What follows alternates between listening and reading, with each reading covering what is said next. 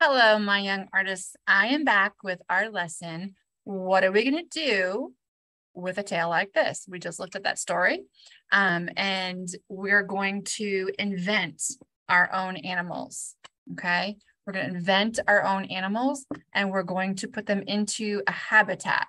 So we're going to think about, what does our animal have for eyes, noses, mouths, tails, feet, ears, and why do they have them? So if they have a tail, like a monkey's tail, why do they have a monkey's tail, right? Monkey hangs from trees. So maybe your animal might have a monkey's tail and live in a tree, but it might have some different types of animals, parts to it to do different things. So we're going to put that together. And while we're building this, we're going to learn about near and far and how to create that in our artwork. So when we create artwork, we arrange it so that it fills the space, and so it helps tell a story. And part of that is to show near and far. For example, let's talk about what near and far is right now, okay? If I put my hand next to my head, right here, it's the same distance from the camera, from you watching this. So it looks like a normal size hand next to my head. But if I put it back here, now my hand is farther away, right? Of course, but does it look the same size? It looks smaller. Did my hand shrink? No, of course not. It's an optical illusion, okay? Same as if I put my hand way up here. Now what's closest? My hand. And my hand looks huge. Look at it. It looks so weird for me to even look on the screen. It doesn't look like it's my own hand because it's so big, right? But it's an optical illusion. It is closer to you than something else, than my face, okay? Now, notice how when my hand is really close, you can see all the little lines in my hand. You can even see some of my veins. You can see the cross there on my ring. You can see it's 2 rings. When I put it back here, can you see all that? No, you can only see, well, you can see the wrinkles in my hand where I'm bending it. And you can see the sparkle on my ring, so you can tell I have a ring, but you can't see that cross anymore. You can't see that it's 2 rings, okay? So this is the first thing in showing near and far in space in our picture. Things that are close to us are much larger and they have more detail, okay? It's not that it doesn't have detail when it's back here anymore. It's just that you can't see it. Your eyes can't see it. It's too far away. All right, we learned that a little bit in kindergarten, so I'm reviewing that part for you. And what we're going to go into further is creating foreground, middle ground, and background. So right now, as you're looking in the screen, my foreground, well, let's just say for you, okay? Right now, as you look at the screen and you look at Ms. Dow and you see all the things that are around me in this picture, Ms. Dow, me, I am in the foreground. I am closest to you. What's the middle ground? All right, if you said the cutting board and the windows, you would be correct. Or if you said the weaving looms and the shelves, the chairs over there, that is correct. That's in the middle. It's not closest to you, but it's not the farthest thing away. It's in the middle. Now, the farthest thing away would be outside, those trees and the trailers, right? You can see them through the window. So that is the background. So I'm the foreground. The middle ground would be the windows and those other objects. The background is the trees and the trailers. Okay. So let's take a look at an example that I had created a while ago. All right. So here's my example, my invented animal and where it lives. So notice, let me zoom in a little bit. We have, she is part turtle, sea turtle. She has the flippers and the tummy of a turtle. Part ladybug, has wings. Part rabbit with the feet and the head and the ears, and part tail. So you can see here, I made a tree with a door and next to a stream or river, because as a turtle, it can swim, but it lives in a tree. Okay. So I want you to think of some of these things. And of course, he lives in the country. So there's lots of bunny food, right? So she can eat lots of grass and can hop those fields with those feet. All right. So I want to go back to the beginning. Here's a couple other examples. Actually, you can invent an insect if you want to, but again, this one's not a really great example because there's no arms and legs. I would want you to have arms and legs on it as some sort as well. This is another example. Well, actually, this is just a different way I drew my animal, okay, that I had invented. I thought there was another one in there. I guess not. All right. So as we draw, I want you to think about not only how to invent it, but I want you to think about what's near and what's far. Your animal should be what's near, the closest thing in your picture. Okay. This is the one we want most detailed. We want everyone's attention on your animal because that's what you're doing. You're inventing that. When we start to color, we will start coloring in the background first. We're going to use some colored pencil, but we're also, I think, going to do some collage, some cutting paper. We'll get more into those specifics later on. You can see as I'm coloring section by section, I started in the back and I'm working my way forward. Like I said, we're going to look at different ways of doing this. This is a project that I did last year, so we're altering it a little bit, okay? The hills are farther away. So notice how, and these trees here are farther away. Notice how they're much smaller than the tree here. But notice how the hills, they're covered in green. They might have trees on them, but we can't see the detail, or if it's even covered in grass, you can't see that it's individual grass. But you see up here, you can see the grass, right? Because it's so close. You can see the blades on the flowers, the petals on the flowers. You can see the doorknob, of course, right? And of course, we see all the details of the animal. We can see the texture. We can see this is smooth. We can see the bunny part of this animal is furry. All right. So we have near and far. All right. So let's talk about, we have big and small for near and far, detailed, not detailed in the distance. You can see, we see the leaves on this tree. Let's talk about foreground, middle ground, and background. So what is in the foreground? That is what's closest to us, okay? What is closest to us? What's in the foreground? Right, the animal, right? The animal. How can we tell that this animal is the closest thing to us? Why isn't the tree closest to us? Does anybody know why? Bring this up a little bit.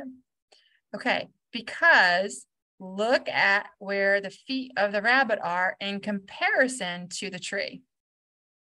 The bunny is hiding part of, there's just a little bit, you can tell, of the roots of that tree. But here we have the root of the tree, and here are the feet of the rabbit.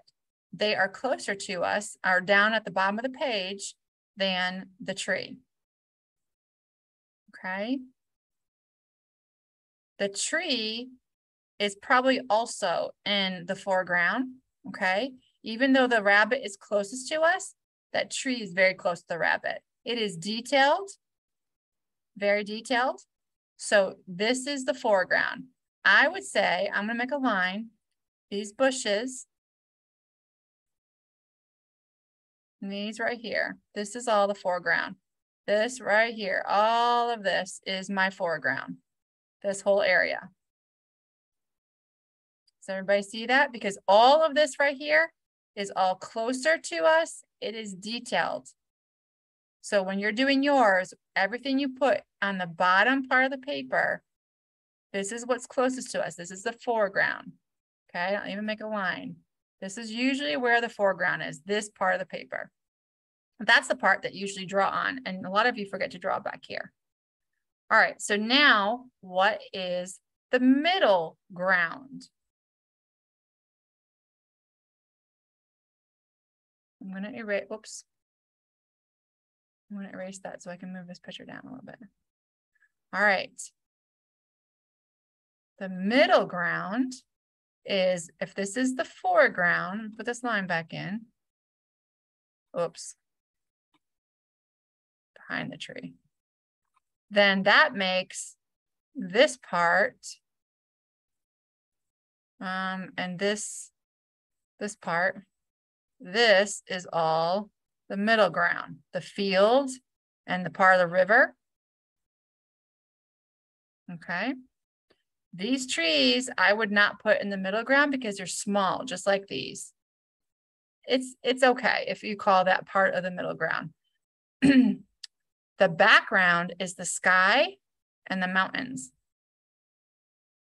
Okay, you can put that in the mountains. This line right here is the horizon line. The horizon line is where, that's how you find the background, okay? When you find the horizon line, which is where the sky comes down and touches the ground, it comes down and touches the ground, that is the horizon line. And that is, I'll put this horizon line up there for you. Oops.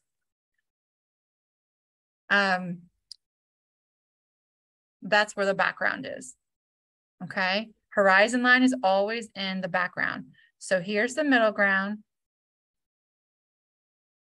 Sometimes that middle ground and the horizon line are the same thing, and that's okay. It's a little bit confusing, but for now, if you make mountains, they're part of the background, and then all the land in between is the middle ground. And this line on top of the mountains where the sky touches the ground is the horizon line. Okay, let's look at a couple other examples. I am going to show you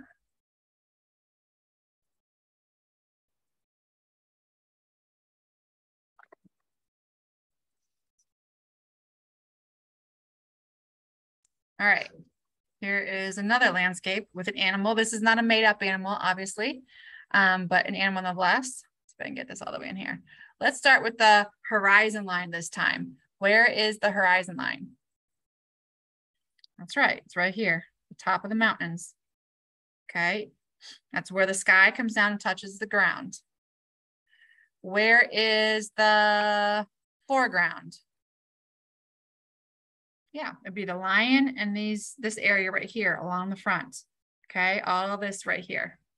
And then the middle ground is these bushes and maybe the land that's behind the lion. Okay.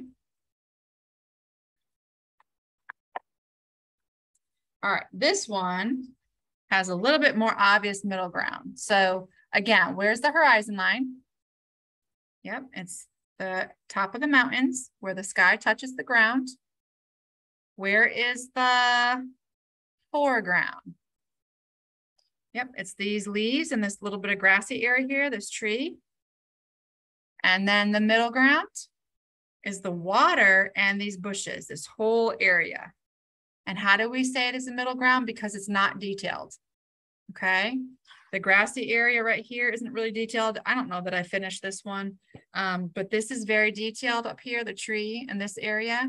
And this is the middle ground, these bushes here, all right? If you want to say this water's in the foreground, I don't know that we can say that, but we could kind of, like, again, this is pretty close. But notice how there's no detail. We can't see the blades of grass along the edge of the water. That makes me think it's a little bit farther away. Okay. All right. So to get started, we are going to look at our goal sheet. So the first thing we're going to do is, what do I want to learn or accomplish? So let's take a look at what we went over. Number one, you're inventing an animal. Okay, that's number one. The second thing is we're learning how to organize our artwork through near and far, foreground, middle ground, background. Okay, so those are two big goals that we're doing. So your goal could be something to do with your animal and learning how to make it very detailed. It can also be learning how to organize your work using foreground, middle ground, background. Now, Ms. Dow is still going to ask you to do both of those. But if there's one that you really want to focus on a little bit more than the other, that's the one you pick, okay? For right now, I'm going to demonstrate, let's do how to organize our work using foreground, middle ground, background. Now, you learned about near and far last year in kindergarten, but if you weren't here with me, you might not have learned that. So I want to learn how to show foreground, middle ground, and background. Okay, or you can say, I want to learn how to show near and far. Maybe that was something that you didn't really understand last year and you want to work on that some more. Yeah, okay, so choose your goal. And then the next one is, what do I need to do to reach my goal? Well, we said we always need pause. So I want you to put pause here if you feel like you need to. Now, to show foreground, middle ground, background, what do I need to do? Well, first, I should probably figure out what I'm going to do, right? My plan, I need a horizon line. I need to have a horizon line. I need to have big and small objects to show near and far. So I can say big and small to show near and far. And then I also need my near objects to be detailed. Okay, those are what I need to do. All right, and here I want you to design your animal and your picture. So this is where you would figure out what kind of tail, what kind of, is it going to have wings? Is it going to have arms? What kind of feet? Design that, and then show where it's going to live. Is it going to be under the ocean? Is it going to be in a desert? Is it going to be in a make-believe place that you create? You design that right here, okay? And then after that, that'll be day one. After that, we will then go in and start drawing on the larger paper. We will start with our background first. So what's far away, we will color or paint. I haven't decided yet. We're going to figure that out. And then we will work up just the way I did in my drawing and do our animal last. And our animal is going to be cutting paper and putting it together in our artwork so that it will overlap some of what we've already put in there. Like I said, that the hiding, okay? The hiding of the other object, how it kind of hid part of the root of the tree. And it hid some of the bushes. So we knew it was in front of those things. All right. All right. Let's have fun. Let's get our creative thinking caps on and let's really achieve these goals. We really need to really show that we understand and that we care about our work. So we really want to put our best effort forward. All right. Talk to you soon.